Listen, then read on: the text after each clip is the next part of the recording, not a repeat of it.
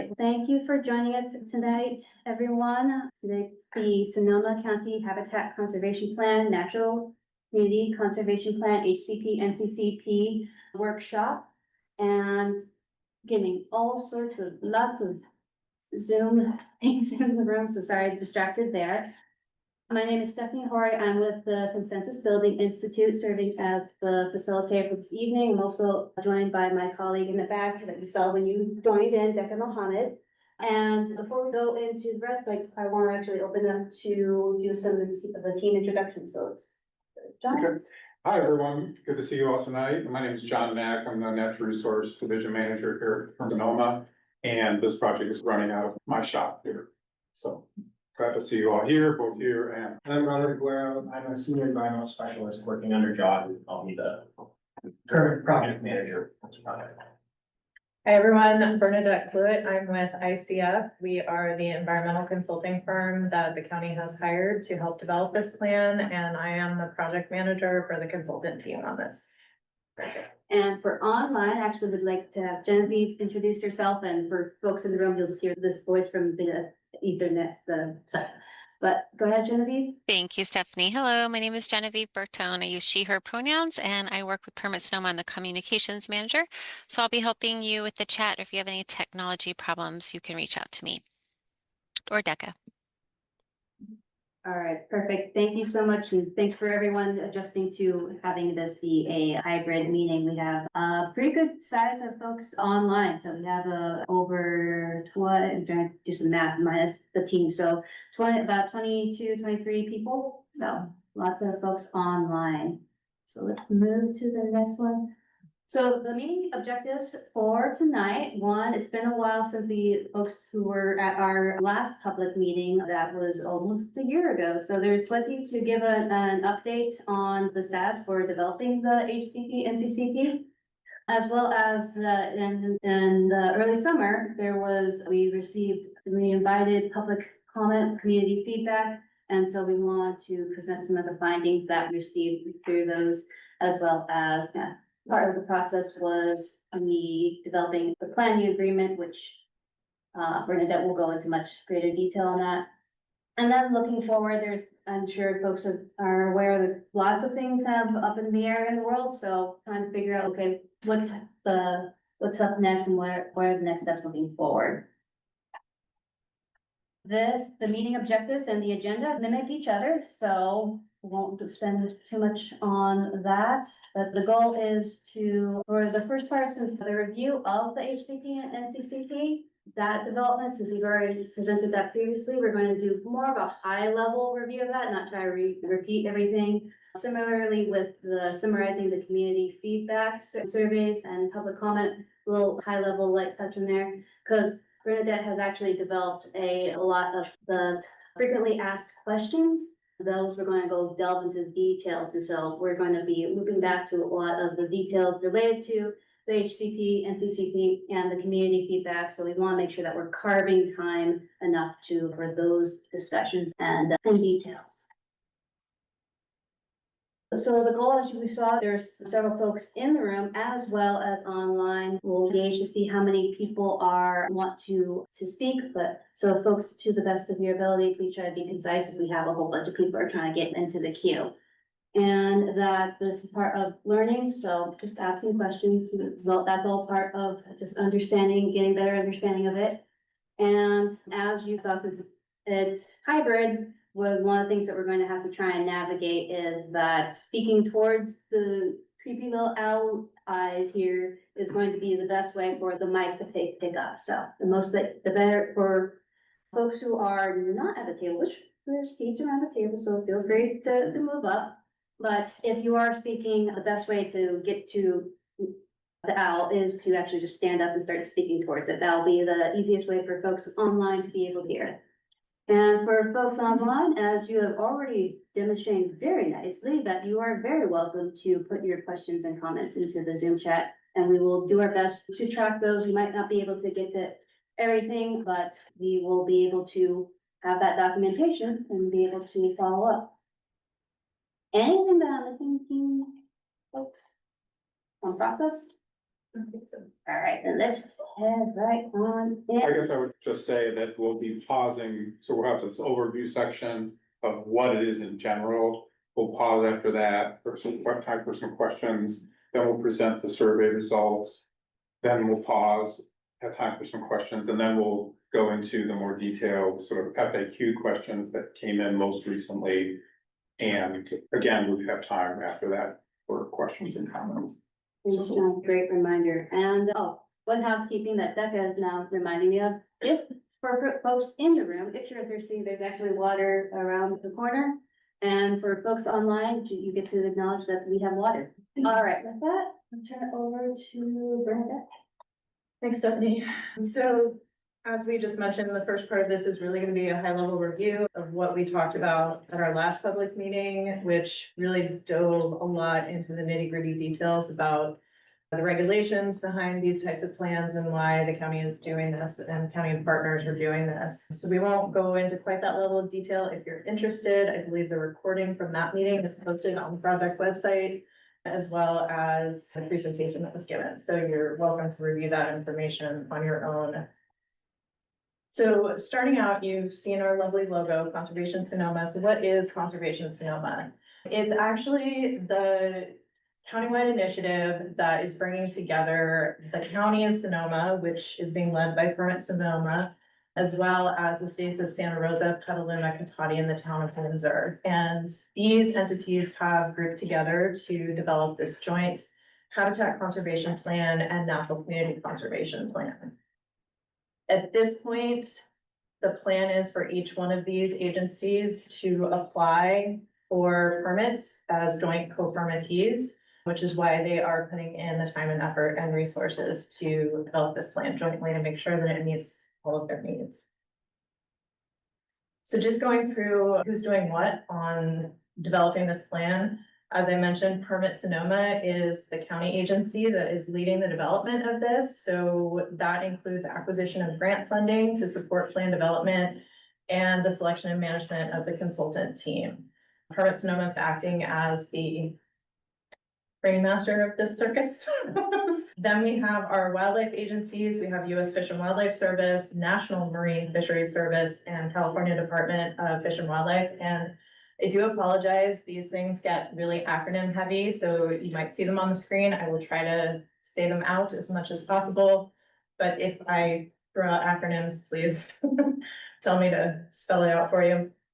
So Fish and Wildlife Service and National Marine Fisheries Service are the federal agencies that have permitting authority for the Federal Endangered Species Act. And California Department of Fish and Wildlife is the state wildlife agency with permitting authority for the California Endangered Species Act. All of these agencies will be responsible for issuing incidental take permits for this plan. And during the plan development process, they also provide technical assistance in plan development to make sure that we are creating a plan that will ultimately be able to be permitted by these agencies. We also have the core planning team, and that is a group of staff from each of the Conservation Sonoma participants, as well as our consulting team. And we meet regularly to discuss the direction of the plan, what should be included in the plan, and provide the guidance for what needs to be considered in the plan. The core planning team reports up to what we call a steering committee, and those are the decision makers of each of the Conservation Sonoma partners. Then we will have a public advisory committee. This will be convened hopefully sometime next year. That group is basically supposed to be a forum of interested parties from the community that represents as broad of a spectrum of community interests as possible. And they will review core elements of the plan to make sure that we are developing a plan that reflects the most diverse interests of the county. We will also have a science advisory panel, which again, hopefully will be convened next year. And these are professional scientists who are independent from any of the Conservation Sonoma participants, as well as any of the wildlife agencies. Their job is to review and comment on the science of the plan fairly early in the process and help us identify data gaps and other things that we can hopefully address in the plan. So there's both the Public Advisory Committee and the Science Advisory Panel as part of the Natural Community Conservation Plan. These are things that we are required to do to ensure that the plan is developed with substantial public engagement as well as independent scientific thought. So what are the goals of the Sonoma County Project Conservation Plan, Natural Community Conservation Plan? First of all, these are incidental take permit applications. So that's the thing that we have to remember. I know we hear conservation plan and we tend to think that this is the plan to conserve all of the species and habitats and wildlife in the county. It does do that to a certain extent, but it only does that within the context of this being a permit for incidental take of listed species. Because we are taking a broad approach, we're looking at a regional approach to conservation. These plans thrive with collaborative partnerships. They do not work well when a single entity tries to go it alone. There's a lot to consider with these types of plans.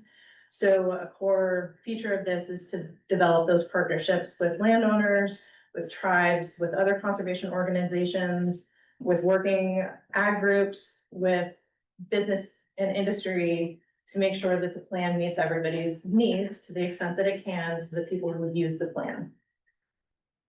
We really will end up with a programmatic process for the mitigation of impacts. So that is a key feature of the plan.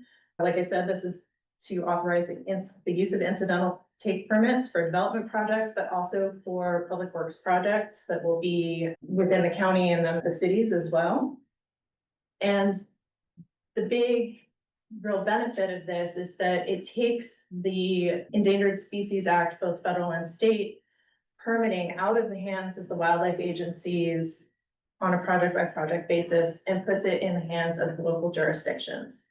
So it saves time and allows for local jurisdictions to actually extend their permit coverage to projects within their purview. So what will this plan do? Ultimately, because this is a natural community conservation plan as well as a habitat conservation plan, it will preserve a large portion of Sonoma County's natural habitats and agricultural lands. It will protect listed species and their habitats within this large interconnected reserve system. So we are required to develop that reserve system as part of the NCCP. The plan will ensure compliance with both federal and state Endangered Species Acts for development projects and public works projects. This typically has the benefit of reducing regulatory timelines and costs because everything is defined up front.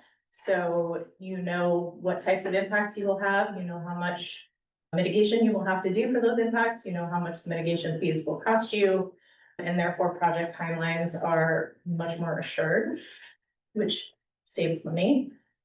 The plan also provides for standardized mitigation and conservation measures. So there won't be any individual negotiation project by project. It will all be spelled out within the plan, what is required for certain types of impacts. And this definitely does streamline the permitting process. What the plan does not do, it does not approve or deny specific projects. So this doesn't change how Permit Sonoma or any of the cities approve projects. This doesn't impact their permitting or planning processes. These plans do not change land use authority. So we have to work within the context of the approved general plans. They don't add or reduce development permitting requirements. So whatever is the process for the plan participants, that remains the process. This also does not weaken existing protections for listed species, and it doesn't mean that you don't need Endangered Species Act permits. That is always a concern. People hear that things are streamlined. They think that means that there's less oversight. It just means that the oversight is being done by a different entity. There are some additional benefits to doing plans like this, and the big one is that, and I'll talk about this in a little bit more detail, there are other regulatory streamlining opportunities. So the Habitat Conservation Plan and Natural Community Conservation Plan addresses the Endangered Species Act, but there are opportunities to streamline for other permits as well. These plans support opportunities for conservation. They make a lot of federal and state grant money available for projects. They provide a mechanism for us to acquire conservation easements and conservation banks. They also tend to lead to open space protection. Oftentimes that can be coupled with recreational opportunities. I will say that is not always, because sometimes land has to be preserved specifically for conservation and public access is not compatible with that. But typically there, you do see an increase in recreational opportunities and open space access. And these permits are typically for a development-based plan, like the Sonoma County plan. Permit terms tend to be in the 50-year range. So this provides long-term certainty about what will be required for the future. So that again provides a lot of benefits and cost savings and time savings as well for staff time.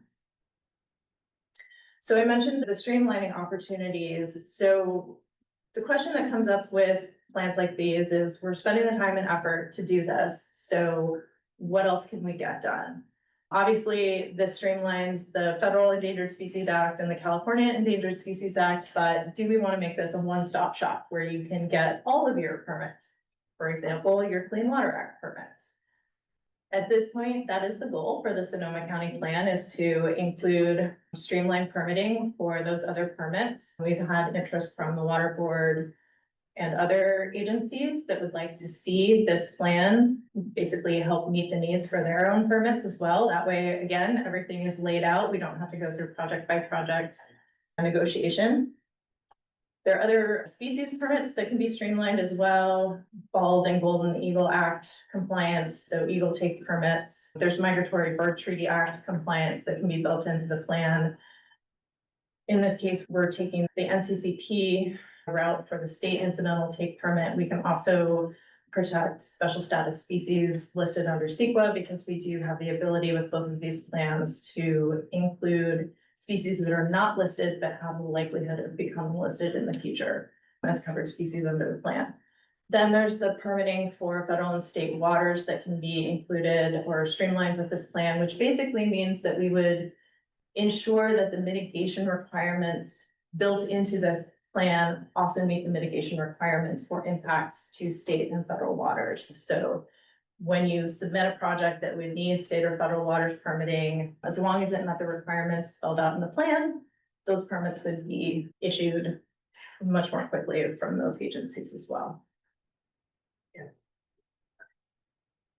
Just a quick look back at the similarities and differences between the federal and the state Endangered Species Acts. With both of these, take of individuals is prohibited, and the definition of take varies a little bit, but essentially you can't harass, hunt, trap, kill, capture, handle animals, or mostly animals. Under the federal act, we have this term farm, which is currently potentially being undefined at the federal level.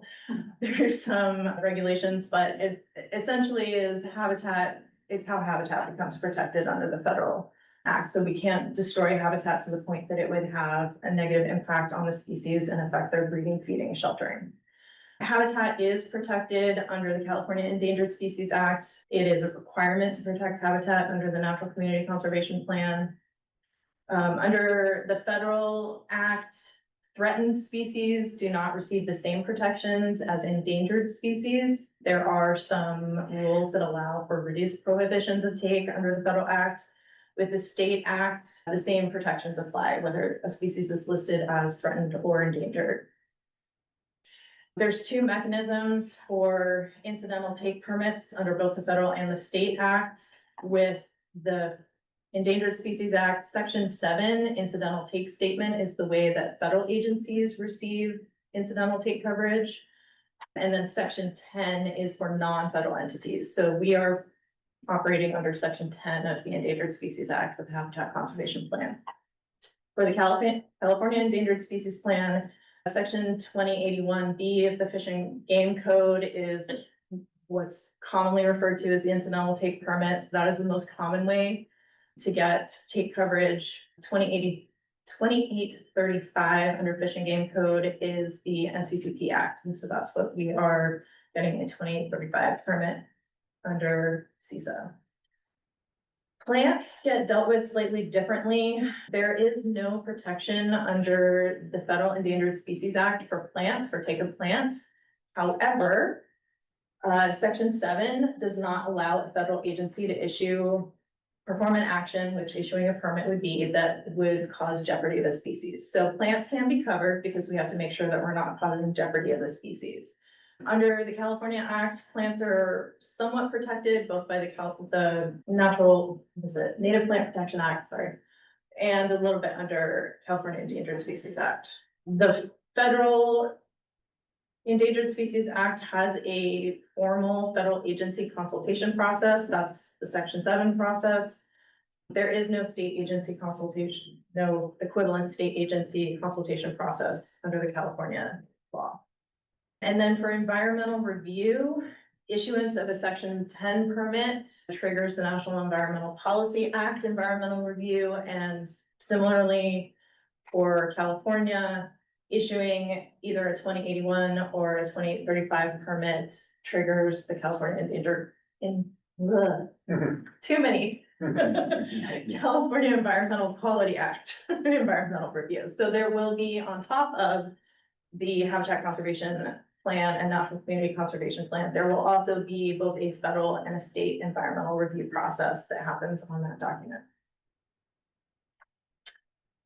So this is a little repetitive. What's the Habitat Conservation Plan? It is a requirement of a federal Section 10 endangered species incidental take permit. It's colloquially referred to now as a Habitat Conservation Plan, but it's actually just defined as a conservation plan in the regulation, but it's now known as a Habitat Conservation Plan. The Natural Community Conservation Plan is the state level equivalent. It is one of the only mechanisms that incidental take for California fully protected species can be obtained. It has similar types of assurances as the federal plan. It does have a higher bar for conservation. It requires the landscape scale and ecosystem level analysis and conservation that isn't necessarily required under a federal HCP. But both in doing a natural community conservation plan, like I said, also allows us to include non-listed species, which the state 2081 permit does not allow. So it allows us to plan for a much longer term than just a state incidental take permit. There are some other unique requirements for NCCPs. One is the planning agreement, which has been out for public review now, and we'll talk a little bit about that later. Public participation, again, is a really important required component of developing an NCCP, independent scientific review, which I mentioned.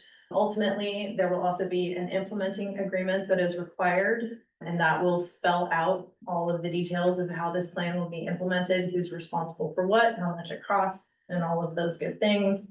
And then CDFW has a list of their own findings that they need to be documented in the plan for them to be able to issue the permit. So the reason for doing this plan or these plans jointly together instead of trying to do them separately is that they both have very similar requirements. I'm not going to go through every single one of these, but essentially you can see here that for the most part, they are really very similar in their content. Where we have some differences with how we define impacts on species and what the level of take is, there's some differences there. Obviously, the federal plan doesn't focus on natural communities, which the state plan does. Critical habitat is a federal designation, so there's no part of the state plan that would address critical habitat because it's not a state definition. We don't have, indirect impacts. We're required to explicitly address indirect impacts for the federal permit. They are implied or included as implied in the state permit. A few more things there. For the most part here, everything is pretty much the same, except again, that implementation structure. The implementing agreement is a requirement of the NCCP. It is not required. It is recommended, however, for a habitat conservation plan. And then the final thing there is alternatives to take. A federal permit requires you to consider how you could lessen or avoid take of listed species altogether, and to document that in your plan. That is not a requirement for the state plan or permit. So how these programmatic plans work is that essentially the state and federal agencies have the permit authority for incidental take permits. They issue those permits to the local agencies, or if the local agencies, like if Conservation Sonoma decides to form a joint powers authority, that would be the entity that would hold the permits. And then the entity like Permit Sonoma, the County of Sonoma, can use that take authorization for their own projects, as long as those projects have been defined within the habitat conservation plan. They can also issue that take authority to private projects that come under the agency's jurisdiction that have been submitted for review. So finally, just as a reminder, the key benefits here for doing this is really getting local control over the permitting process and reducing the timelines to get those permits, because everything is well defined. These plans improve and increase species conservation because they are looking at the big picture. They are not taking a piecemeal approach of a project by project mitigation. They are looking at large scale conservation and building large interconnected reserves for species conservation. And again, that streamlined, knowing what is required upfront and how much it's going to cost, and having that assurance that will be the same over time, allows for savings in staff time, staff review time. It allows for project proponents to get their projects done on a timeline that is well defined, and ultimately ends up saving money. So I'm going to pause there. All right, if there are questions. Yeah, there's a couple of questions that came in through Zoom, but one folks in the room had any clarifying questions for Bernadette? Great, come on in. Come up. Hello, Owl. Thank you. Okay, my name is Dr. Stuart Weiss. I come up here from Santa Clara County. We are through the whole process, and we've been implementing our HCP and NCCP for 10 years now. We love it. It is totally worth the effort to make it a good plan, because it just revolutionized conservation in Santa Clara County. We're able to go after really big properties, and probably most importantly, provide consistent management and stewardship monies. That's something. And then after the plan is done, there's going to be somewhere on the order of $100 million endowment for management and stewardship into perpetuity. The development community is thrilled with it because they know what they need to do. It's significant, but not onerous on them. And everything you just went through, it really can work if you come up with a good plan. So I'm offering just an open door for you to talk with some of us in Santa Clara County, including the project manager for the HCP development, Ken Schreiber, and then also the current executive director of the Valley Habitat Agency. Give you a lot of insights on what the process is and what it looks like when you get through it. And I'm just cheering y'all on. I hope this really works. Because I've been looking at landscape level conservation in the Bay Area as part of the Bay Area Conservation Lands Network since 2006. And these HCPs are like the platinum standard for conservation. So don't be scared of it. Thank you. Thank you very much. Others in the room before I go to folks online, Good one more. and then we'll go to a couple in the on Zoom. But go ahead. Hi, my name is Megan Perkins. I'm with Russian River Rec and Park District, and my question is, and maybe you'll get to it later, is how do you see other groups getting involved? How do we help? What do you need? That's a great question, and we'll talk about that a little bit later. Like I said, process of developing these plans includes developing those partnerships, and so really finding who fits where. So ultimately, there's going to need to be an implementing entity who is responsible for implementing the plan, doing the annual reports, all of that kind of stuff. So that, like I said, maybe a JPA, a joint powers authority formed by the plan developers and the co-permittees. We're not there yet. We don't know yet what that is gonna look like. There needs to be a land management partner. So we're gonna develop this reserve system. Somebody needs to manage that. So what does that look like? Do we have tribal partnerships? Do we have, in some plans, have partnerships with their open space or rec organizations? Again, sometimes that works, sometimes it's not the best fit if their focus is on open space access, but we need to preserve lands that can't be for open space. So it's really just finding who fits where. And the other piece of this is there are a lot of organizations out there. There's the Laguna Foundation. There are other groups that are doing conservation, that have put plans out there, that have analyzed some of this stuff. We don't want to redo what they're doing. We want to collaborate. We want to build on, we want to give them a pathway and a mechanism to get that conservation on the ground. So I would say reach out and let us know what you're interested in, what your purview is, and we'll find a way to make that work. Thanks, Megan. Sorry. My name is John McCall. I'm the Land Acquisition Director for Sonoma Land Trust, and I worked in the 90s on the original NCCP legislation. And so I've seen, as Stu was saying, in Southern California, where these plans first got their start, they did fundamentally shift how conservation was happening. My question is, what was the genesis of this in Sonoma? In Southern California, there were California Gnatcatcher. It was an imminent listing, huge impacts on thousands of acres of development. What's driving it here? Yeah, what's the origin story? Hand that to John. So the origin of this goes back several years now, to pre-pandemic, when the board, but I really think it's the Santa Rosa Plain, California tiger salamander in particular, and the 4 federally listed flowers. And so it's been just the difficulty in both managing that from a conservation perspective. What I would say is the failure of case by case, permit by permit management of trying to do stuff that way. And then there was a strong sense, I think, with several of the board members at that point, that they really wanted to come up with a better approach for the Santa Rosa Plain. And then as that was delegated to staff, me and my staff and others, and as we delved into it, we thought there's some other species beyond the Santa Rosa Plain, and we felt if we're gonna go to this level of effort, that we should make it a countywide approach with a broader list of activities and species. So that's the genesis of it, but it was really the board directing Permit Sonoma to embark upon this effort.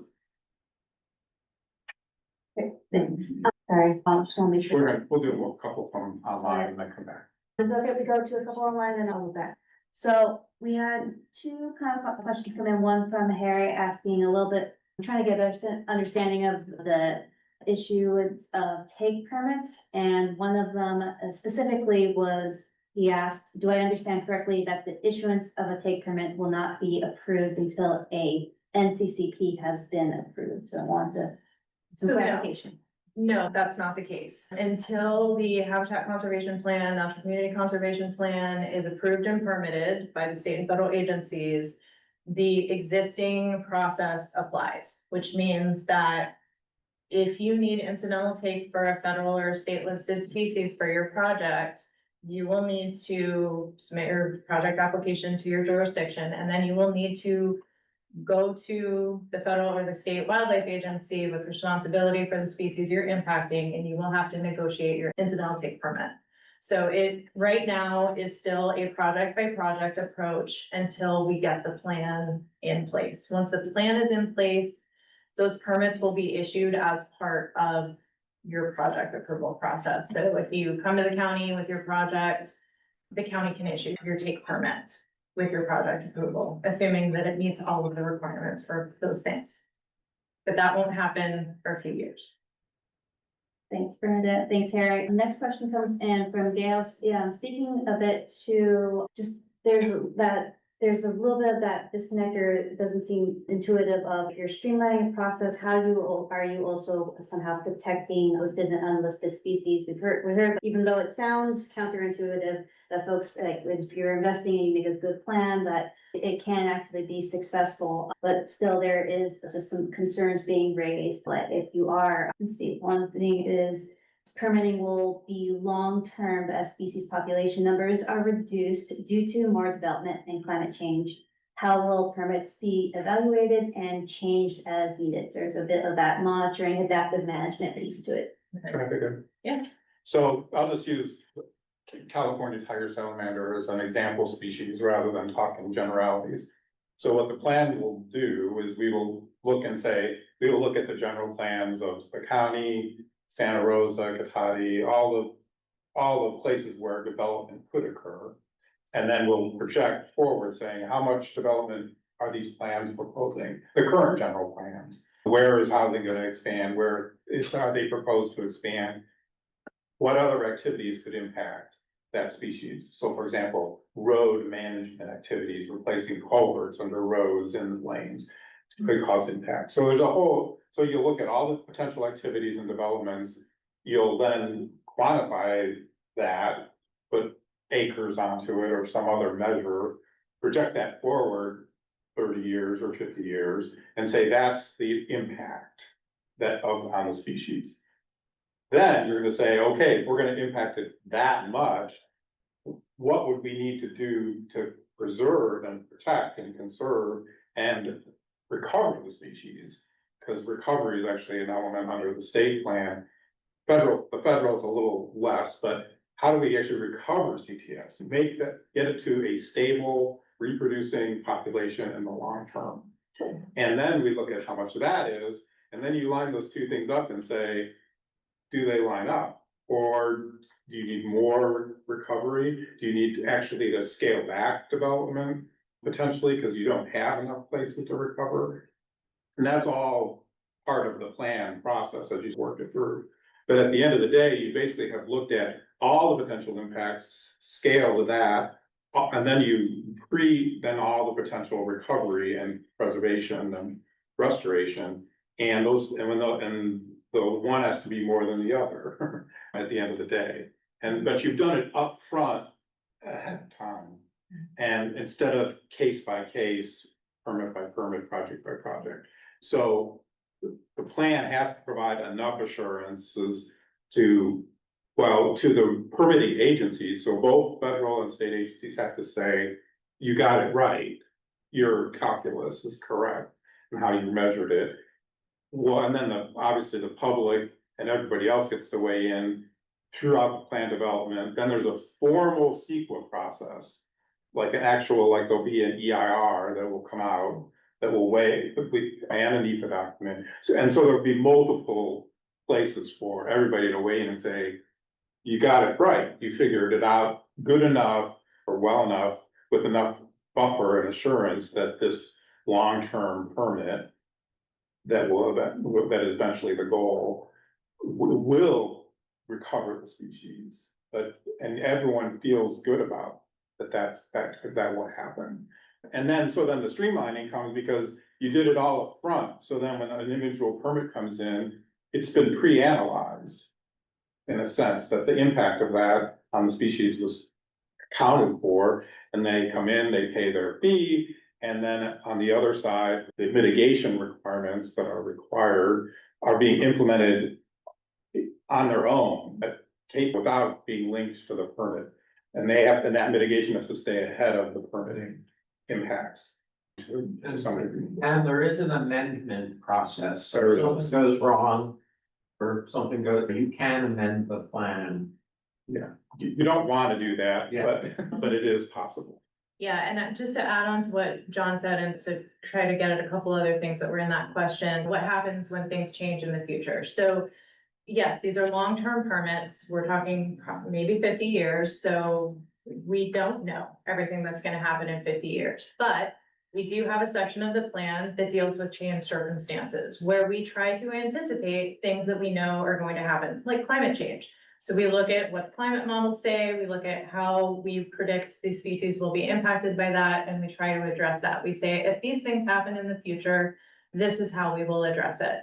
The other thing is these plans come with a take limit for each of these species. This is not a free for all. This is not a, you did your plan, you can continue to take this species and it's all good to go. There will be a limit on how much you can take. When you start getting close to that limit for whatever reason, then you're gonna have to talk to the wildlife agencies again and potentially renegotiate if you're running out of take limit. If something unforeseen happens, which again is another portion of the plan that we write into the plan, let's say there is a totally unforeseen disease outbreak in one of our covered species that just completely crashes the population. And now there is no amount of take that it would be allowable because any take would jeopardize that species. That's a situation that we then go back to the drawing board. And we say, okay, so this thing has now happened, which means we can't comply with our permit terms because this is not something that we could have ever planned for. So there are some fail safes built into the plan itself. We will document how we will address things as they change.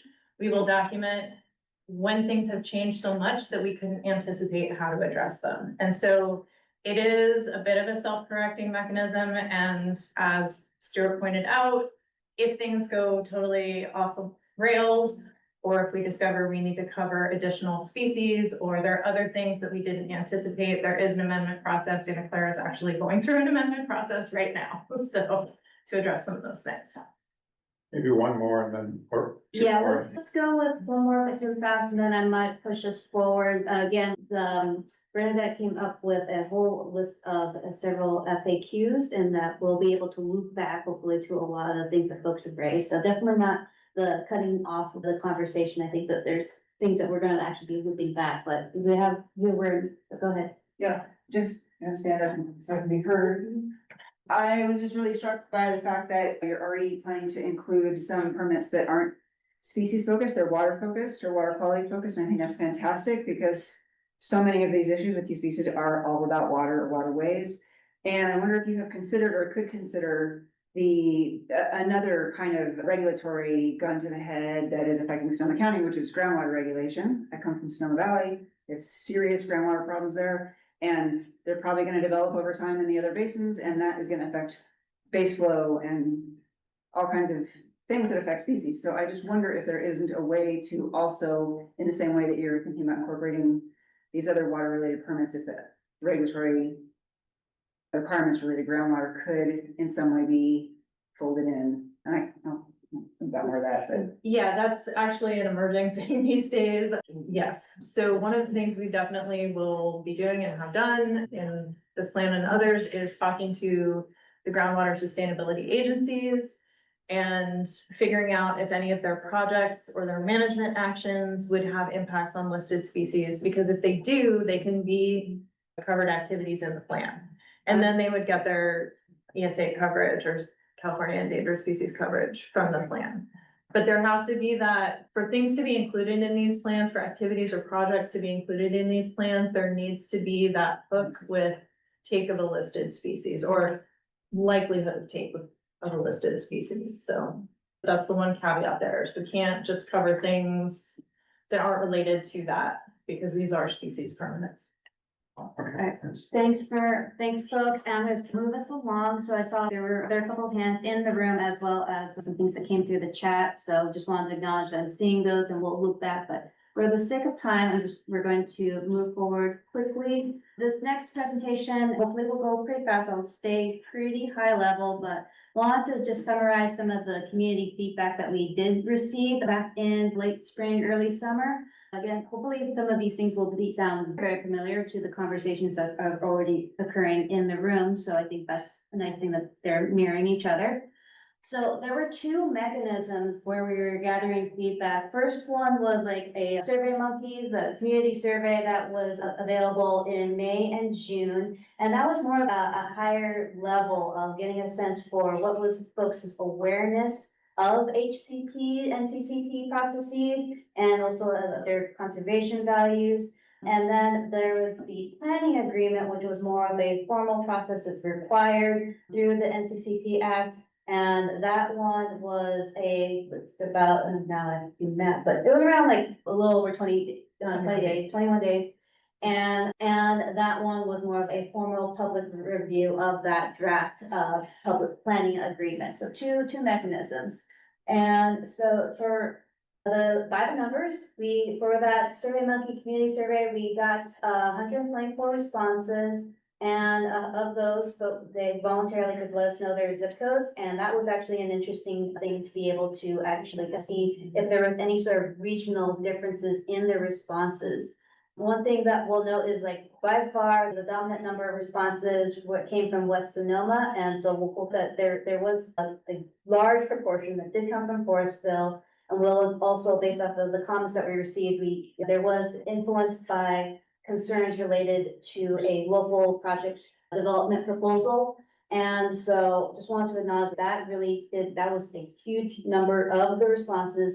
That said, when we started to parse things out a little bit, the themes, the priorities, the trends, they stayed the same. So that was a nice thing to read, like what people valued, what people were concerned about, what they were prioritizing, those trends stayed the same. Just wanted to acknowledge that.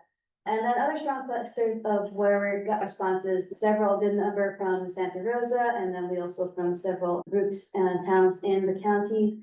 And then for the planning agreement, 18 formal comments. If there was multiple where there was more of the form responses that get related to the Forestville project.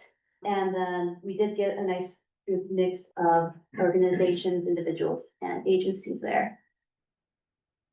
An interesting thing, like from particularly the community survey, what we asked folks was like their familiarity with HCPs, NCCPs, and then we asked them the question of just like how important do you think an HCP, NCCP would be for the county? And you can see, don't really know too much, but extremely important. And so like this clearly says there's an opportunity. People want to learn more.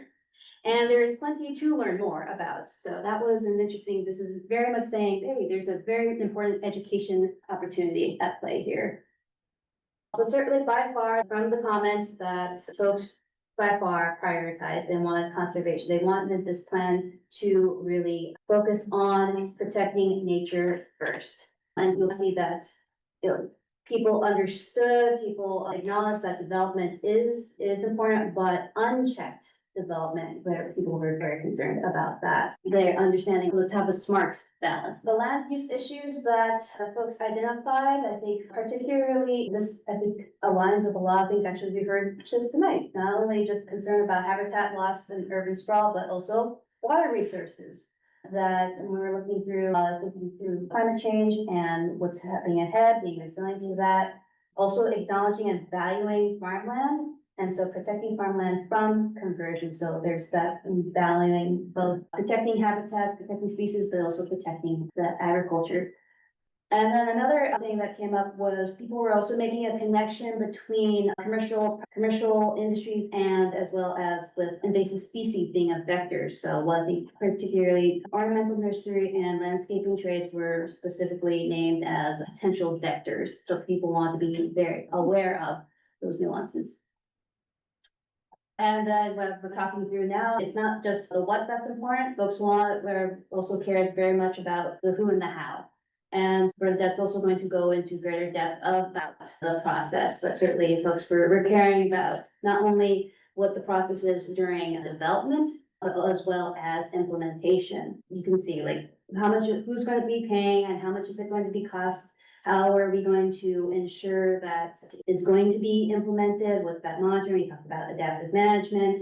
And of course, like embedded through all this is the fairness piece. Oh, like I mentioned, when we took out the zip code, this is me geeking out with the data. So I was just like, oh, we have zip codes. Let's see if there's something interesting that pops out. And we did. We get things in you are the locals. So hopefully this resonates and this is accurate. But saw some trends that, West, acknowledging that Forestville, it was like the predominant respondents there, but still like the caring about the rivers, forests, and the communities. As you get into, you see the Santa Rosa Plain, being concerned about the growth pressure, that similarly in Sonoma Valley, the interaction of ag and land use, trying to navigate that. And then as well as when you get to the northern part of the county, you've got the smaller towns, and so if they're not signatories to this, like, how are they going to be involved? And so there is a question of it around the smaller towns' representation and participation in this process. And then when you get onto the coastline, you have you have these completely different unique habitats at play, so being concerned about that. Let's see, almost there. I think a lot of things that have already come up tonight are aligned with the people's suggestions and like, how do we move forward together? So it was very great to see that there was pretty good acknowledgement of trying to balance multiple needs. And so definitely like leveraging partnerships, leveraging existing efforts, existing information, different groups. So very much trying to cultivate that, leverage that. Tied to all of that is being able to, if you want to have folks care about this, educating, the outreach, increasing access, but not just umbrella, open door access, making sure that access is tied to conservation. So being smart about how you help folks learn and care about the habitats and the species. Similarly, growth is inevitable, but being smart about it and supporting, fostering green infrastructure, regenerative agriculture. So again, being smart about that. And then several very specific things about what can be very practical and implementable and enforceable measures. Those folks gave some very specifics there. Takeaway there, I think it's it, but the big takeaways from all this is that folks do want something that is information science-based, that it's transparent, and that it's a conservation-driven plan. So again, that acknowledging that development, they support it, but it needs to be balanced with conservation and not be used as this just fast track tool unchecked. So hopefully folks are seeing like some of the concerns and questions that they have already raised, represented in here. And so actually what's next is one, Bernadette's going to go into details on several of these FAQs. So unless there's any large noises, unless there's any major red flags that folks want to raise here, go ahead and then I just had a question. I'm Marcy from the Russian River Rec and Park District. Was tourism a big factor on the survey? Because we know that in Grenville, tourism is the dominant economic moneymaker. It seems to really go right against all the conservation efforts. And I think that was raised as a concern, and so again, it was that there was a bit of, can't cut it off because we acknowledge the values that tourism brings, but letting it just go completely unchecked is problematic and a big concern to folks. It boils down to where's public access compatible with conservation values and what types of public access are compatible with conservation. So that's always a bit of a push and pull with these types of plans. Thank you. And with that, I'm gonna turn it back over to Bernadette to. Okay, so this is not every single question that we received. There are some frequently asked questions that are posted on the website that cover a lot of the regulatory background, things like that. So I encourage people to read that, but these were, I think we've also actually addressed quite a few of the questions already, the things that have been presented. But these were things that came out of both the community survey and then were also embedded in comments that were received on the planning agreement. So one of the things, and I think this is probably related, especially was related to the Forestville project, but we do want to address it. Transparency and public comment periods was a theme that came up. And the request was for a 90-day written comment period for all projects. So I just want to, again, make the distinction that the HCP and NCCP is separate from individual projects. So whatever the process is that the county and the cities have for their project approvals, that process stays the same. So if there are changes to be made in public comment periods and things like that, unfortunately, this is not the mechanism or the forum to address that. Now, for the HCP and NCCP and the document itself, as we develop that, there are public comment periods that will be adhered to for the development of this plan. Fish and Game Code actually requires that any draft document that is considered for adoption has a minimum of a 60-day public comment and review period prior to adoption. So that is a minimum.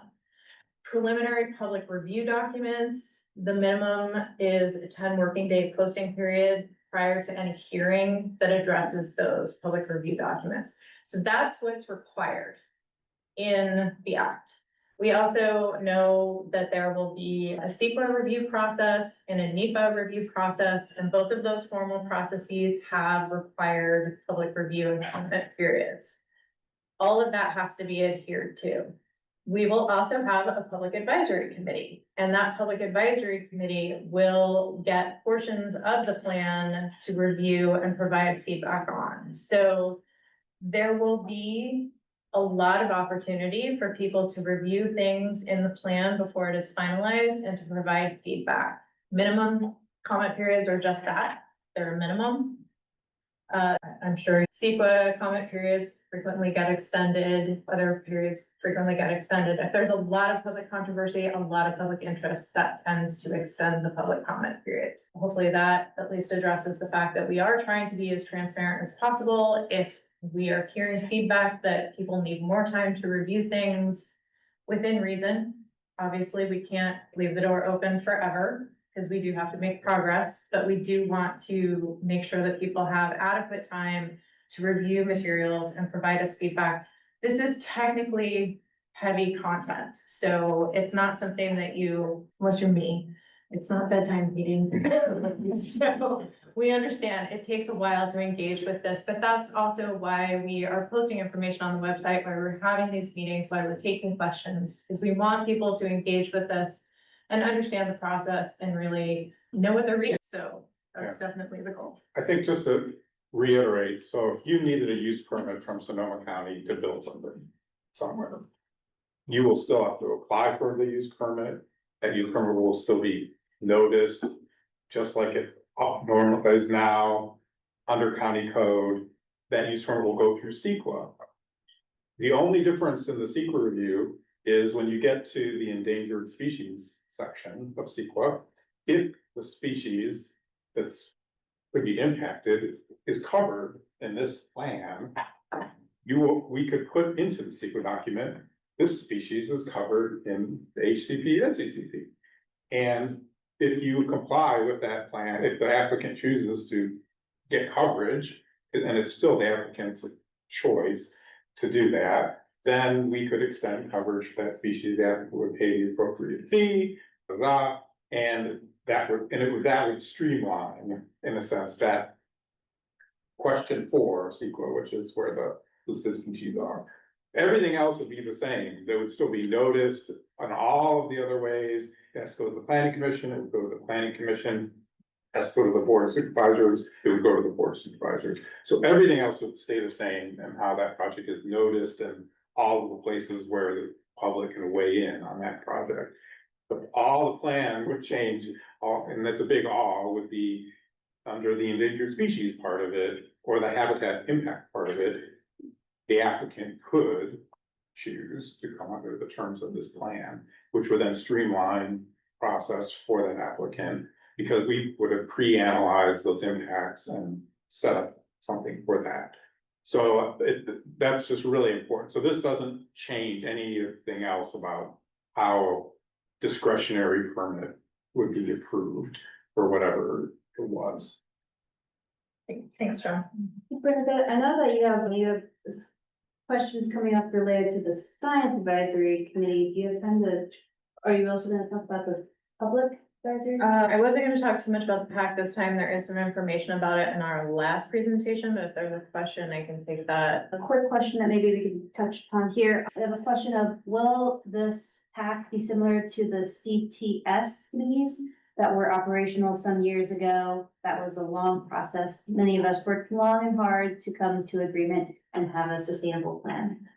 So I'm not 100% familiar with what the CTS committees are. Probably the conservation. Okay, so the strategy. conservation strategy, so that was a number of years ago. Similar, but not really. If you are interested in learning about what the Public Advisory Committee is, there is a charter that is posted on the project website that explains the purpose of the committee and what we are looking for from members of that committee. We want broad representation from as many different interest groups in the county as possible. We do not want it to be heavily laden on one side or the other, conservation versus development or whoever. We want broad representation. Ideally, we would love people who have the time to commit. We're asking for a minimum of a 2-year commitment. It takes years to develop these plans, so it's really hard to come up to speed on something if you haven't been involved in the process. Typically, meetings are about quarterly, so there's maybe 4 meetings a year. There would be materials for review. It would be a couple hours of your time to review that, provide comment. Folks who have membership or representation with other groups, other industry groups or conservation groups who can serve as the conduit for information from that group to the development team and back again would be the most valuable for us, because then they are helping us spread the word and we are getting feedback from a broader range of people. But I do encourage you to check out the project website if you're looking for more information on the Public Advisory Committee. And if you'd like to participate in that, you can submit your application and we will hopefully be seating that committee next year. Just a recommendation. You had the window open for applications earlier this year. I filled it out. I never heard anything back at all. So even just an email to everybody saying, hey, we got your application, because it was an online submittal, so there was no paper record. So then I was, did I fill it out? So just alleviating that.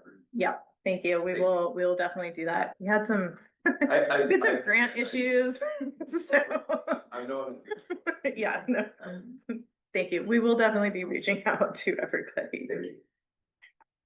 Okay, so moving on to our next question, somewhat related. So we have heard, does this replace CEQA? Or is it another? And are there additional fees associated with this? No, it does not replace CEQA at all. CEQA is still a thing that happens for every individual project. CEQA will actually also apply to the HCP and NCCP itself. John just explained how that process works for actual projects. If your activities are compatible with the plan, analyzed in the plan, your impacts are described in the plan, and you use the plan, then you will pay your mitigation fees into the plan.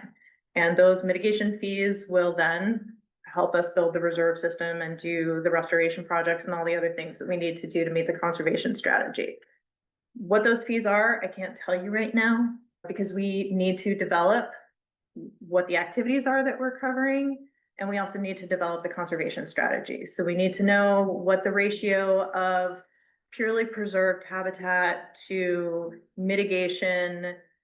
We need to know what the mitigation ratios for each of these types of impacts are. We need to know how much land has to be acquired in fee title or conservation easement, what that split looks like. We need to understand what the conservation strategy looks like, and we're too early in the process to put hard numbers on that. There is a whole component of this plan that does a cost and funding analysis. There's a chapter in the document that goes over the funding analysis. And so we will develop that fee structure and it will be public knowledge. The fee structure will have built-in increases over time because nothing stays costing the same over time. There also will be an endowment developed so that at the end of the permit term, if the county and everybody decides, okay, we're done, we're not doing this anymore, we got our 50 years, we don't need to renew our permit, all of those lands that were conserved under the permit are conserved in perpetuity. So there will be an endowment that will be there to manage those lands forever. So all of that is to come, but just to provide an example, and these slides will be posted on the website. So these are live links. I encourage everybody who is interested in doing more work to check out projects and plans that have been around for years. But here are just some examples of fees, per acre fees in other plans. You can see they range quite substantially depending on what the habitat type is, what the kinds of impacts are. These are also 2015 fees. Several, Santa Clara, Natomas, and Yolo have their 2025 fee schedules posted on their website. So those links will take you there. I will say they are substantially higher for 2025 than they were back in 2015. That's not unusual. So this, instead of coming in and saying, okay, I'm putting in my project and now I have to find 3 acres of mitigation somewhere and go do that. You would come in and say, okay, I am disturbing 3 acres of natural land. So, you know, my fee there is $25,000 per acre. So I pay my $75,000 and I'm done. Here's the check. I walk away. I've got my permit. I go do my project. And then it's the implementing agency's responsibility to find that 3 acres of mitigation, which we will have already identified priority areas to target for that.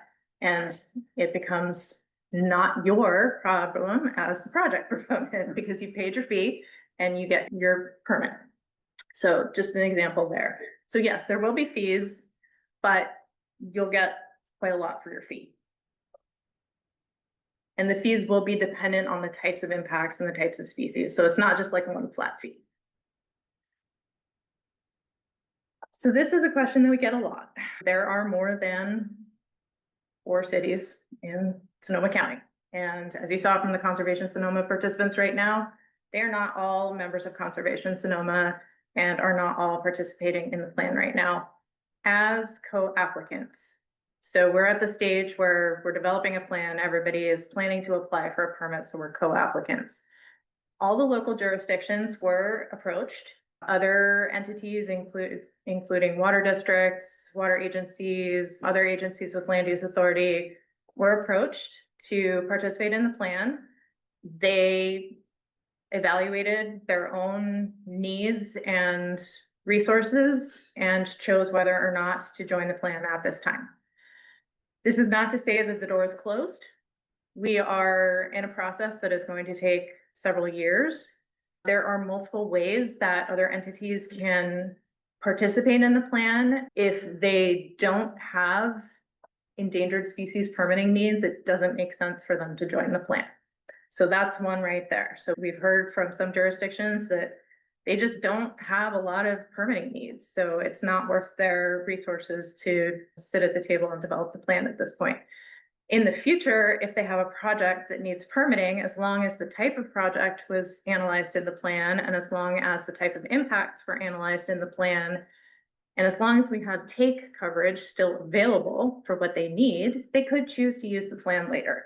That's also an option for other entities that don't have, the county gets a lot of projects that get submitted to them that need coverage.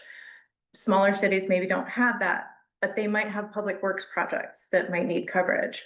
So rather than joining as a co-permittee, they could just say, hey, we have these 5 projects that we're going to do in the next 20 years that we really would need permitting for. They give us those projects, we analyze those projects, we include them in the plan, and then when it comes time for them to do the project, they get what we call a certificate of inclusion. They get their coverage through the plan. So there are other ways that don't require them to do the heavy lifting of being a co-applicant or a co-permittee. If you are a joint permittee, you have responsibility for implementation. Now that is a long-term 50-year commitment. So not all jurisdictions have the resources available to be able to commit to that. And we're open to working with everybody to find the way that the plan best fits their needs and works for them. I will say that if you come in with something that we didn't analyze in the plan, we can't cover it. So these plans cannot and will not cover everything. There will be projects in the future that won't be covered under the plan. And that's just, we can't cover every single thing. It would be too much. So we do the best that we can to make sure that there's coverage for as much as possible that makes sense. But there will be things in the future that will need individual permits, and that's just how it works. But as an example of a plan that works quite well with jurisdictions that aren't participating, the Western Placer County plan, I think only one of the cities in Western Placer is actually a co-permittee. The other cities chose not to participate. And so those gray areas that you see there, essentially that's where the plan doesn't apply. So within those city limits, the city still does things the way that they would do them. If people need listed species permits, they have to go negotiate those individually. Everywhere outside of that, is under the plan and so can use the plan. So it's not uncommon. This is definitely not an uncommon situation where we have countywide plans that individual cities choose not to participate in. It doesn't necessarily hurt the plan. It's really up to the individual jurisdiction. This is a voluntary process. Related to that question is, can anyone opt out of participating, or is this mandatory? So there's several things about that. Essentially, this is a voluntary process. I will caveat that there are some slight exceptions. There may be certain activities that would be required to be permitted under the plan.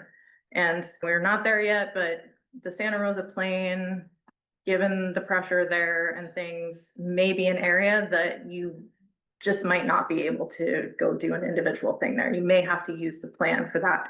I'm not saying that's a given, but just as an example, there are certain situations where plans have required that certain activities in certain locations have to be covered under the plan because there's just no other way to do I think it's not so much that you would be forced to use it, is that the resource agencies wouldn't give you an individual permit for it. Because it's unpermittable, so in effect, the only practical solution you have is to come under the terms of the plan. But it's not because the plan is forcing you to do it, it's because U.S. Fish and Wildlife Service is saying, we won't permit this any other way other than if you use the plan. And that's, again, their option as the regulatory agency. Yeah, I mean, what it boils down to is that it is a voluntary action to apply for an incidental take permit. There's nothing forcing you to, except for the fact that it's a violation of both the state and the federal law if you don't. So the agencies can't force you to do it, but you would be in violation if you didn't do it. So there's that. If you opt out of the plan, it doesn't mean that you don't need permits. So you will still need permits. So most people opt to use the plan because the permitting process is laid out for them. So rather than trying to go it alone, once the plan is there, for the most part, it makes things easier for folks to use the plan. So you're not forced, but it's usually the best option in most cases.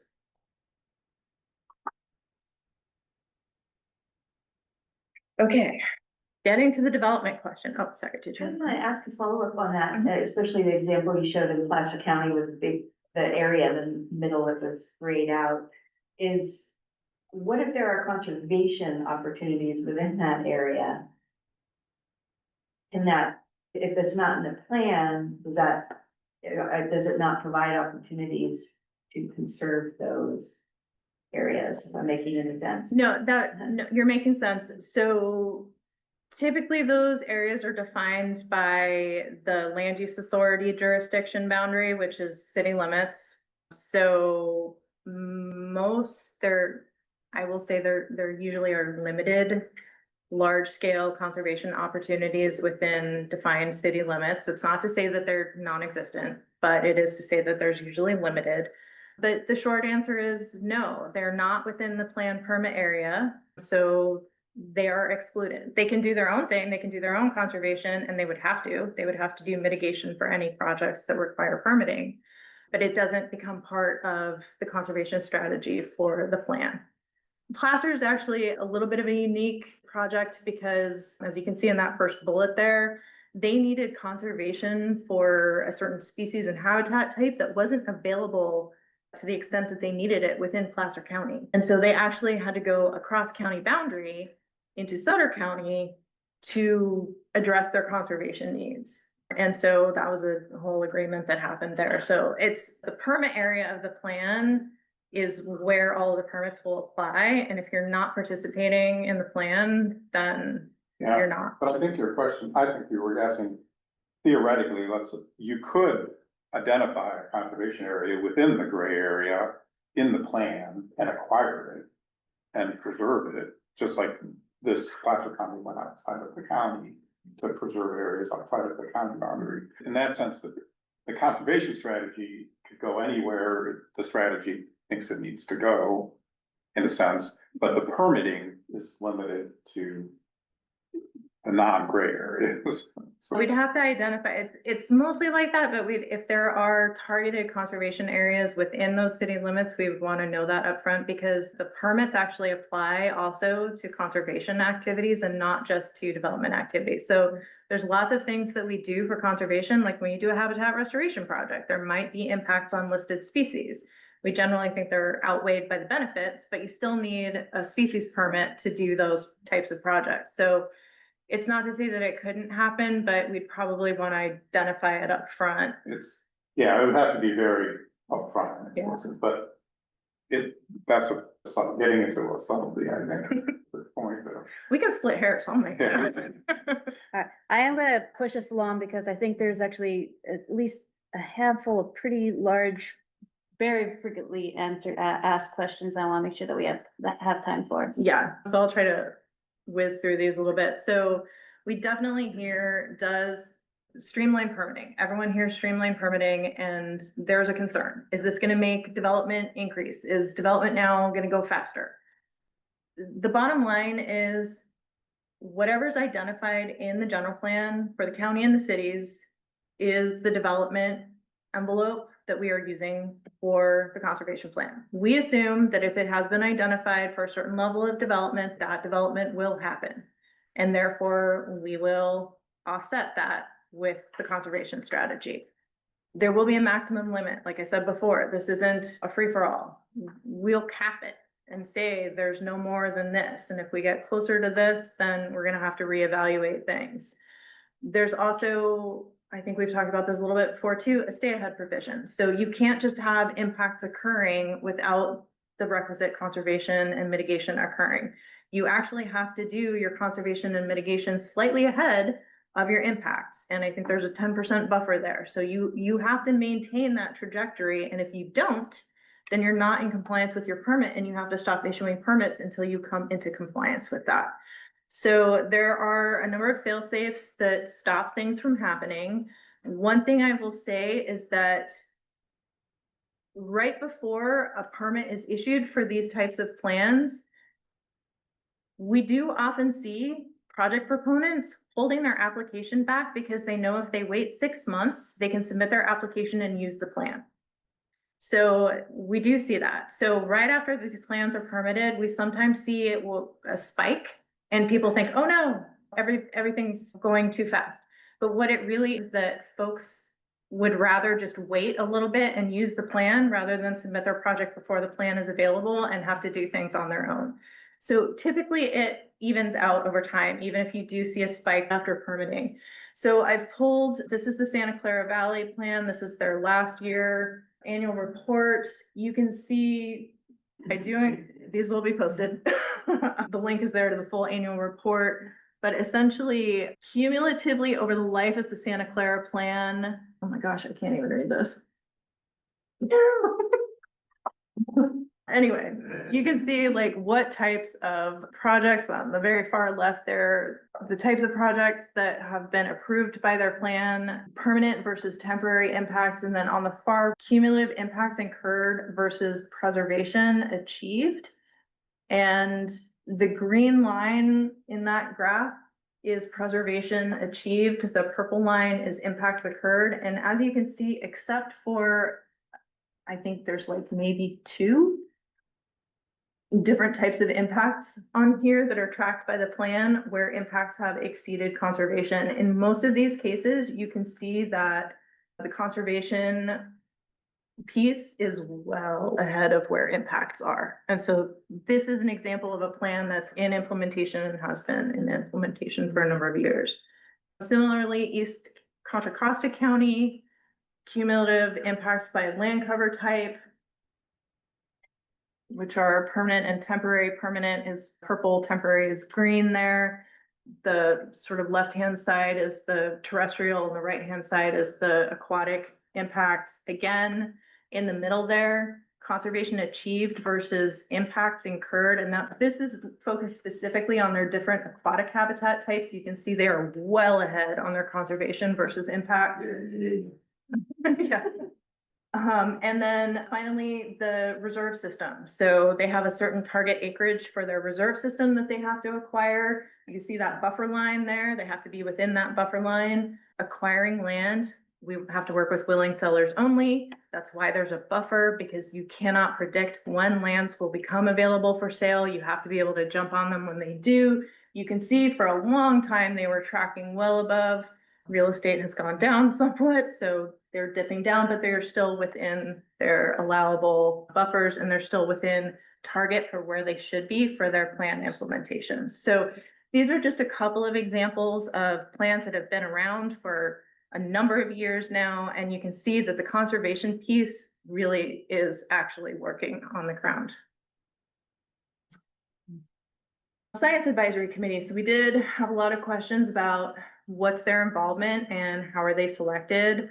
I have quite a few slides here. I'm just going to rush through them because the science advisory process, we're hoping it's in our next phase of development. So that's why I put some slides here for people to review on their own time.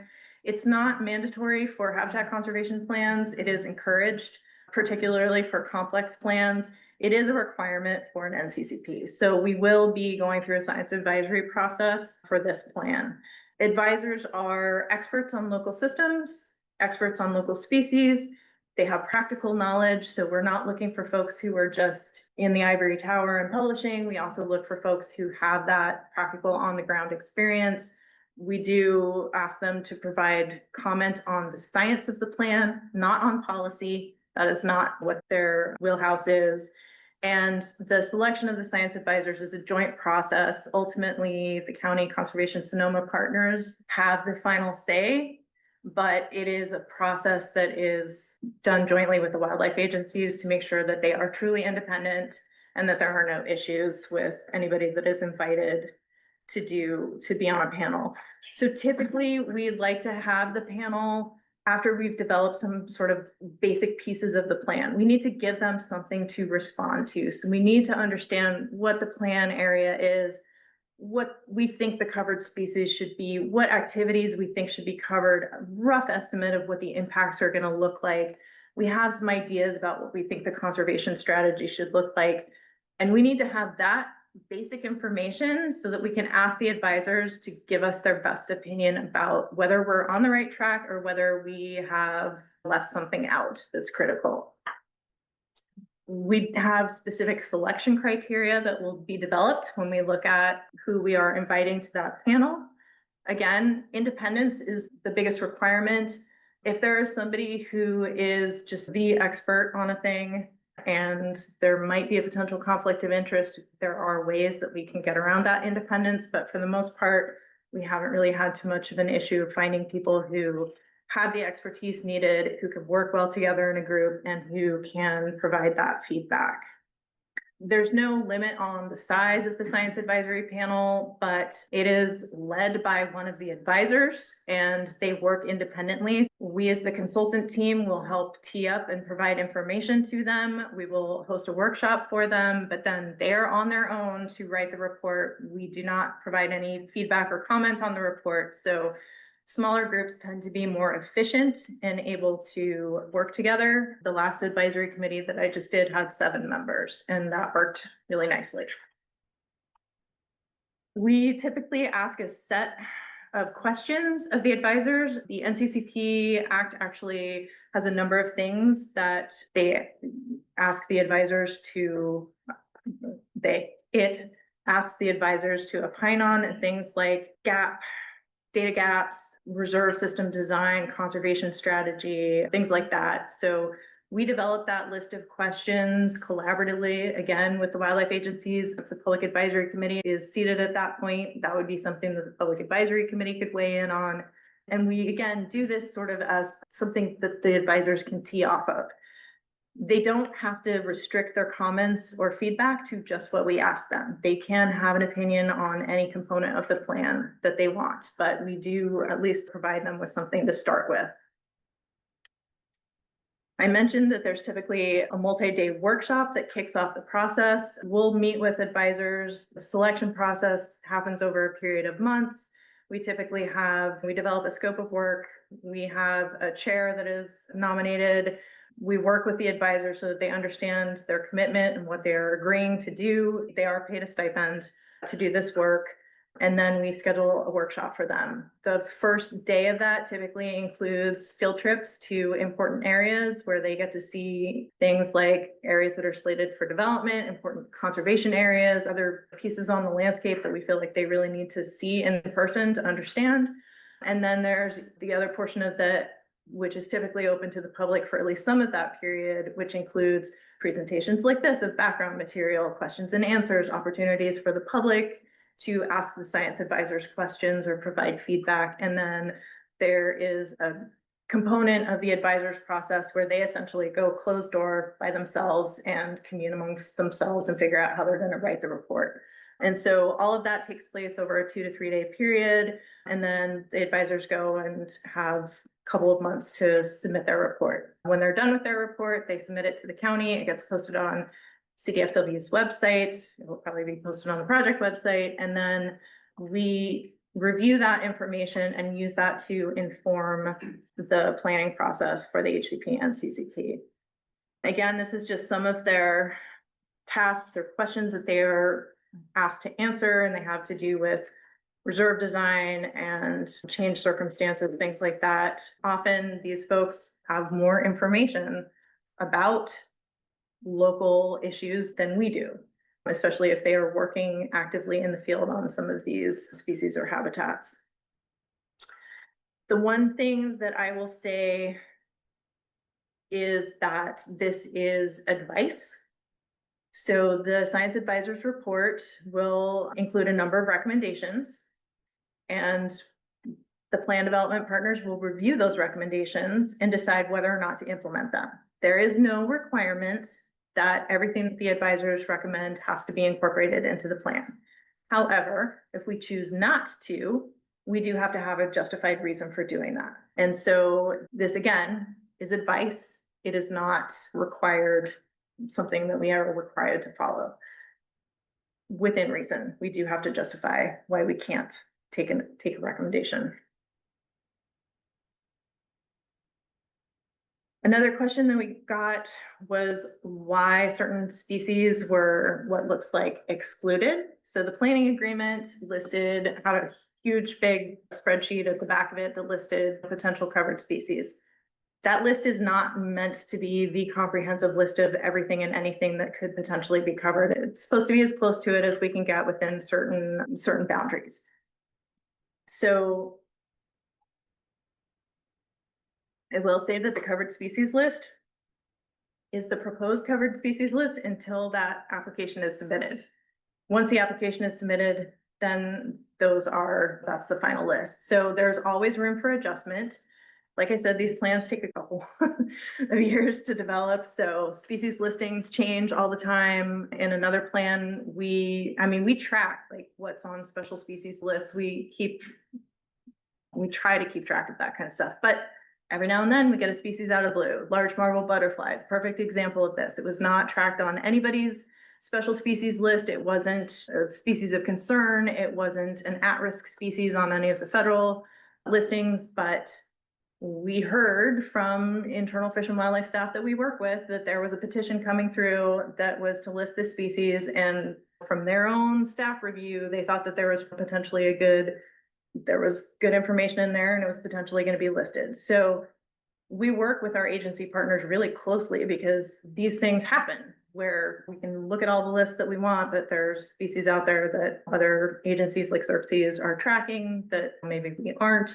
I just heard from our CDFW colleagues today on another plan that they just got a petition to list 19 plant species.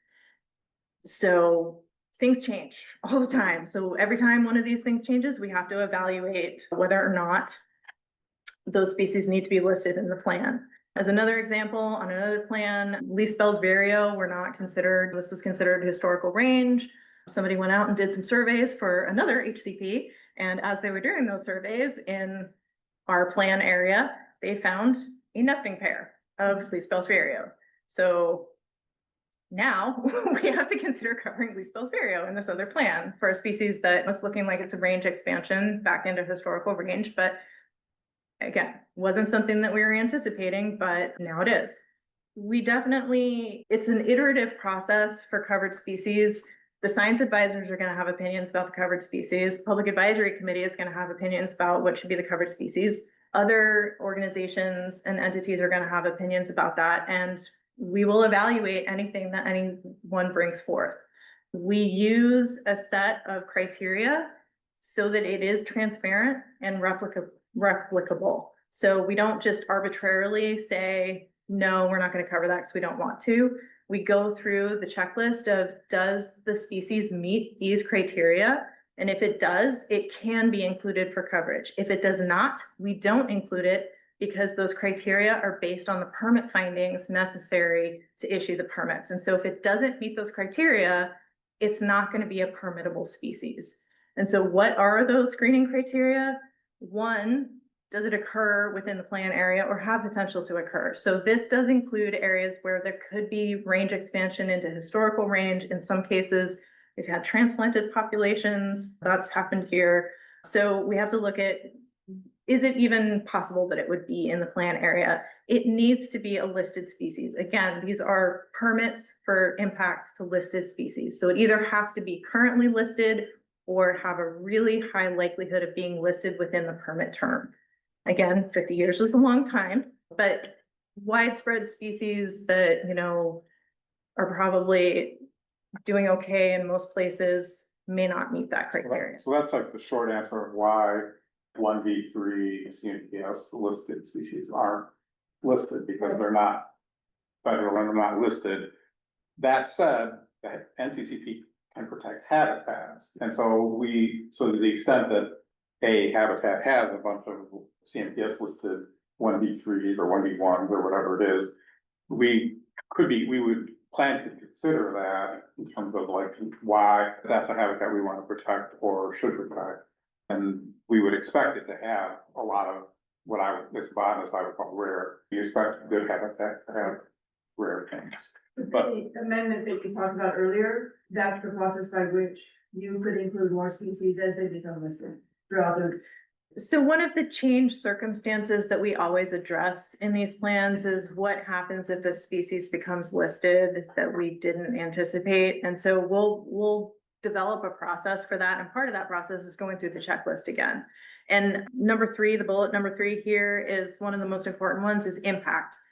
Is there a potential to impact or take that species? It may be that the species is there and occurring, but if there is no covered activity in the plan that would potentially impact that species, then we don't cover it, because again, it's a permit. With the NCCP, like John said, we have natural communities that we will have target acreages for conservation. And so it is likely that we will conserve things beyond what's just on the covered species list, just by virtue of having. that impact thing is key though, because so when we developed the working list that we have, what we were looking at in our permit load and our current load of permits, what's the species that are coming up all the time?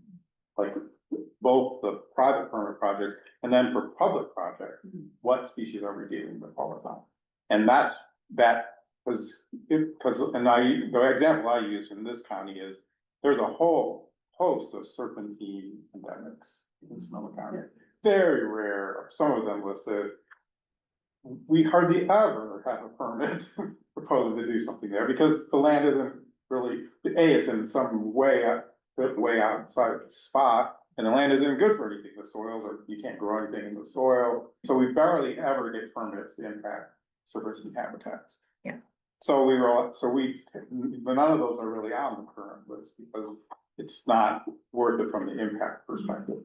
Whereas, like I said earlier, like California tiger salamander comes up all the time. Salmon for public projects. So every bridge, almost all my bridge projects, my bridge maintenance projects, anything salmon and freshwater shrimp coming up all the time for that class of public project. So those are on those. So these screening criteria are basically like sieves that we run a species through, and they have to basically pass through most of these sieves before it'll be worth the effort to include it on the list, because as you've heard, it's a big lift to include species. Yeah. So you only want to put the ones that count. And then we can, within reason, reopen it later that if some others, let's say there was another endemic species in the Santa Rosa Plain that got listed, that was then bringing development to a screeching halt, then that would be the reason to then reopen the plan.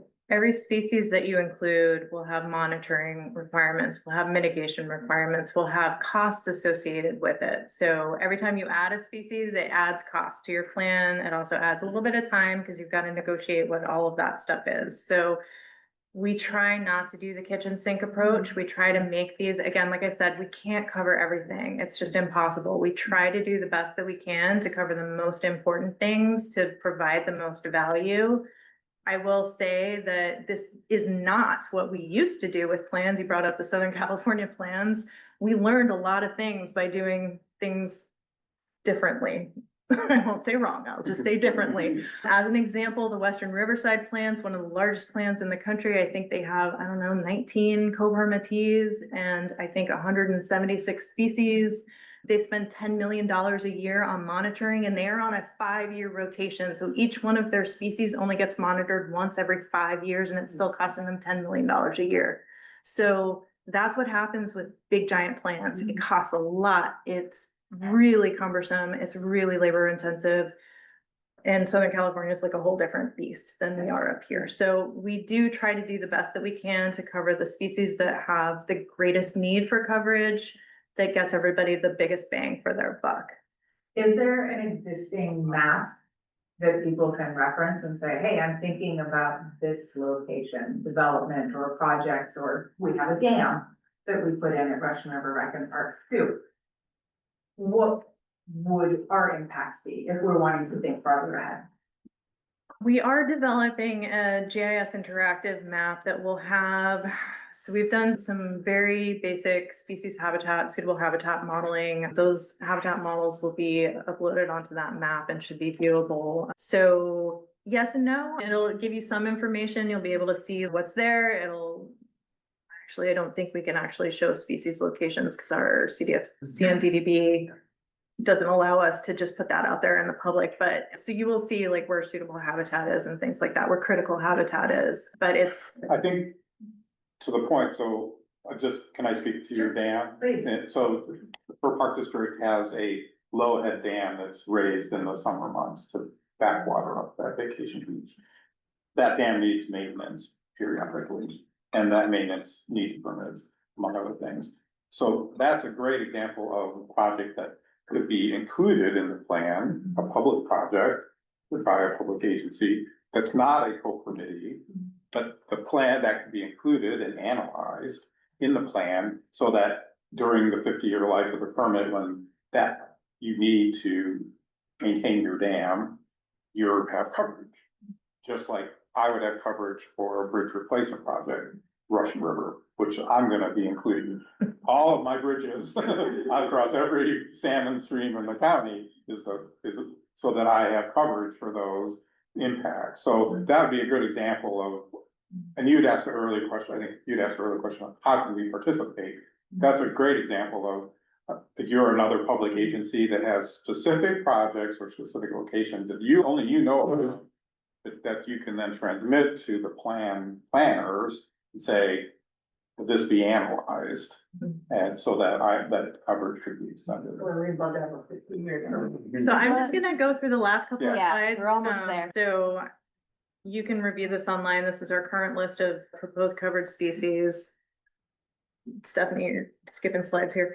Part of time, right? Yeah, so the final question that we got is how will the plan address critical habitat? One more. So again, like I said earlier, critical habitat is a federal designation. So there is no provision in the NCCP to address critical habitat because it's not a thing at the state level. The NCCP will protect natural communities, and that is a different thing. Essentially, the effects to critical habitat will be analyzed under the Section 7 consultation. So issuing a Section 10 permit by the federal agencies is an action that they have to ensure does not jeopardize species and does not adversely modify or destroy critical habitat, which means they have to do an internal Section 7 consultation with themselves on the Section 10 permit that they issue. This is where we get to streamline waters permitting, because waters permitting comes under section 7. So we get to point back to this section 7 analysis on our section 10 permit to say, hey, we streamlined it, we did it. This is how this works. So under the section 7 analysis, the federal agencies will look at critical habitat impacts. We're not required to write that into the HCP, but we generally do, because we want to tee up this analysis for the services, 1, and 2, we don't want to write a plan that we are then going to submit to the services that they're then going to kick back to us and say, sorry, but you're jeopardizing species and you're adversely modifying critical habitat, so now you need to do something different. So this is where that technical assistance piece with working with the agencies while we are developing the plan, we hopefully avoid these pitfalls. We address this stuff in these monthly meetings up front and figure out all of this stuff so that when we submit the plan, we don't have any of these nasty surprises. But ultimately, the services can't issue a permit that leads to jeopardy or that leads to adverse modification or destruction of critical habitat. So the short answer is the plan can't do those things. So that's how it's addressed. And we will look at, for the species that have critical habitat in Sonoma County, we will look at what the impact of the covered activities is on that critical habitat, and it will be documented in the plan. And I think that is the last. All right, 7 to go. Bernadette still has her voice, which is pretty impressive. So let's open up questions, but actually, Bernadette, can you go to the very last slide? Because I know it has some contact information, both the website as well as seeing also in the, not only in the room, but also on Zoom, folks have been identifying suggestions for who to contact, who to engage, and yeah, that would help for those Zoom people, right? And so there is the email address for folks if you want to send us specific names or organizations to get in touch with. You can send that, you can email that place. So we'll just leave that up for a bit, but let's open it up to questions, comments. Go ahead. Yeah, I seem to recall at the last public meeting, you said that you would not be including the valens or the coast, but I did notice salt marsh harvest mouse was one of your species, so that suggests you were including the valens. Can you just clarify the region you're gonna be covering? So the basic answer is we're still generally not gonna include the coastal zone or the Baylands. And broadly, the city of Petaluma joined us as a co-committee, and they are very interested in salt marsh harvest because they have projects that's impacting. So we put that back on the list. So salt marsh harvest mouse is a fully protected species. And so with a few exceptions for some renewable energy projects, the NCCP is the only way to get coverage, incidental take coverage for a fully protected species. So we are in the process right now of evaluating specific projects in specific areas for Petaluma to be included in the plan. So in general, not the entire coastal zone, not the entire tidally influenced area would be in the plan, but certain specific areas that have to do with projects. And some of the projects that Petaluma wants to include are their sea level rise resiliency projects. So those will have a net beneficial impact. And so we're not anticipating that it would be a huge lift to include that, because again, like I said, conservation actions, including things like habitat restoration, often need incidental take permits to do the work, but the benefit overall is a positive. So there's not this really high mitigation requirement because you're doing a project that ultimately will benefit the species. So it's in very targeted, limited areas and not just broad scale.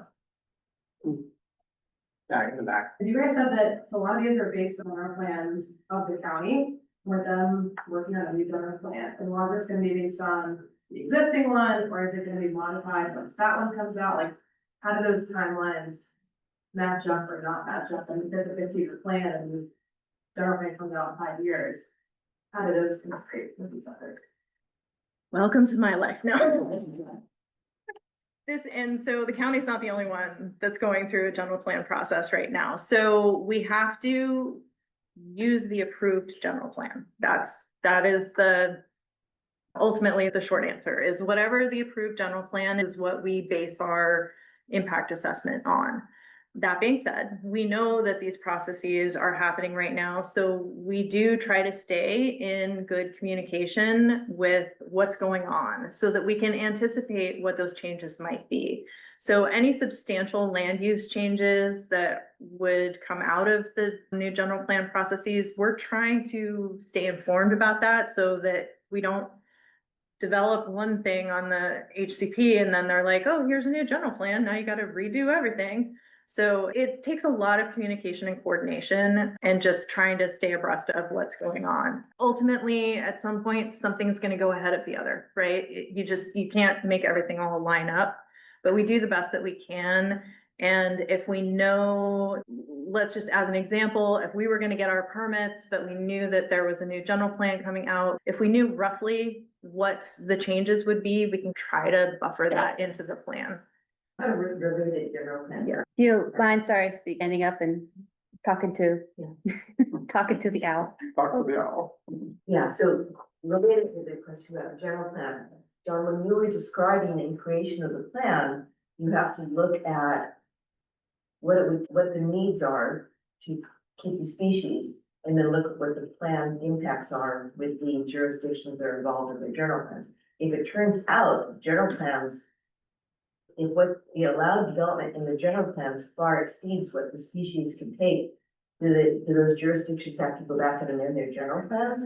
And does that mean that effectively they won't be able to implement because there's gonna be what you found about the impact of those species would be beyond their capacity? Does that make sense? Yeah, I always say HCPs and NCCPs don't change land use authority because they don't. There's nothing in either the federal or state regulation that gives us the authority to change land use. That being said, as you just said, if we do this analysis and it looks like this is not feasible, this wouldn't be permittable, then decisions have to be made. That's a decision for the constituents and the decision makers of that agency. Yeah, so under either an existing plan or a new plan, if the amount of impact is this much, and you do your analysis, and you only can get this much conservation, it doesn't, then you can't, then you have this, a lot of impact that can't be covered under the plan, because there's not enough, the plan is said. The general plan says, oh, we're planning to build X many things, but if they're partners with this, and except we aren't gonna issue the permits. Ultimately, it's up to the app, whoever is proposing the project to get a permit to cover their impacts. And if there is no permit to do that, either an individual one or under the plan, then arguably you can't proceed with the project because it's unpermittable. So, yeah, I mean, I think in terms of the general plan, I guess we're using the current plan and we're staying abreast of the proposed changes. And the expectation in Sonoma County, given the growth boundaries that the voters have adopted and things like that, is that'll be more tinkering around the edges than wholesale expansion of areas, and that the assumptions that we used in analyzing the plan Well, cities down the road just approved their general plan, right? and there's been large areas that have been developed in the last. So we will be using their current plan as the basis for our analysis. I'm gonna just pause really because we're at the top of the hour and I know that folks are going to bed, it looks like. But we'll keep it open for folks to ask questions in the room, but just wanted to, if there's anything closing for next steps and wrapping up before we close out the online portion. I think for the sake of, we're folks that have sent in their questions, thank you so much. And then we also have the email. And so the thought is that we're going to also hear what folks have been saying in the room, collecting that and be able to respond back Yeah. out or. So I would follow. say anything that's in the chat that came in that way, we will respond to separately after this.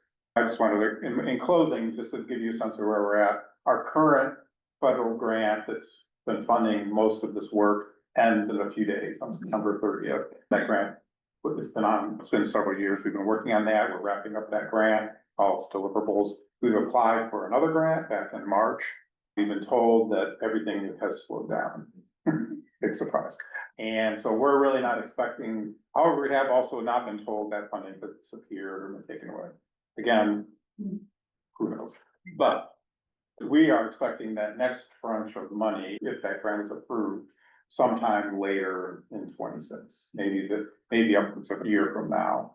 So between that, so what's gonna happen with this project is the county is now gonna have to fall back on its own resources to keep the project going, and probably we will keep it at a much lower level of activity.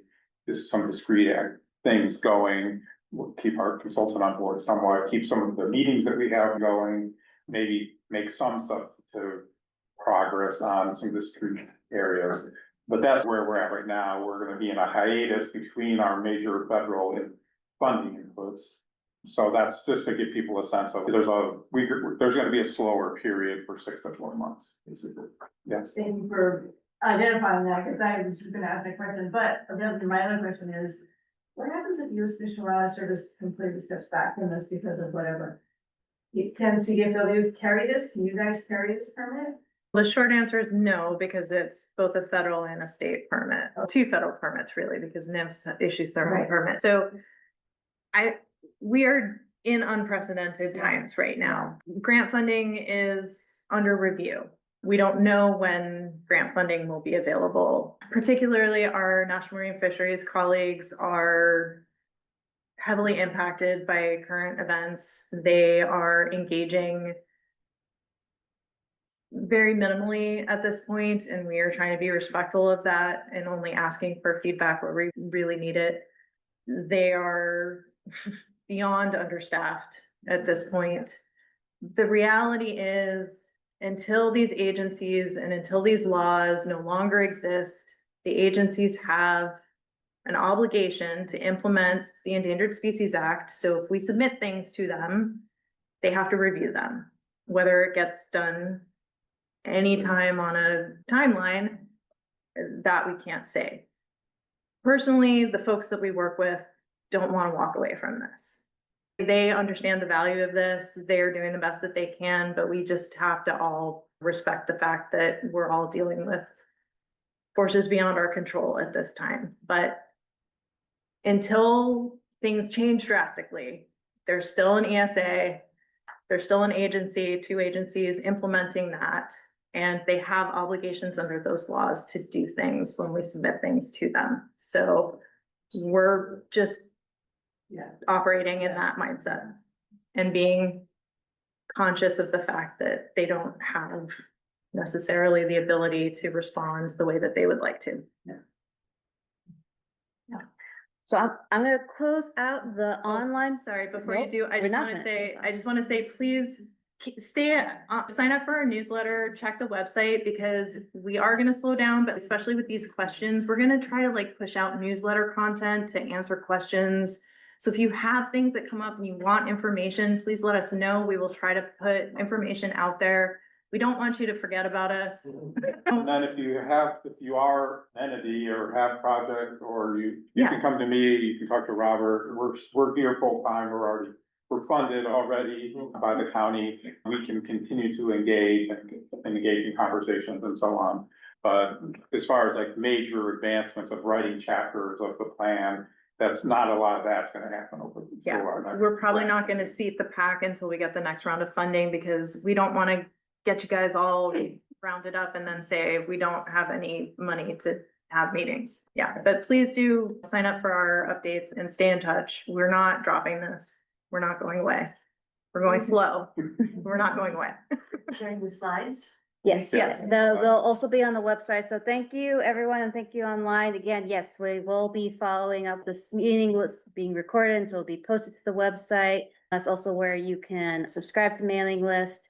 Just stay informed. And as John and Bernadette also gave some timelines of what to expect, even though it's on a delayed timeline. So definitely tuned. So thank you very much, everyone, and have a great evening.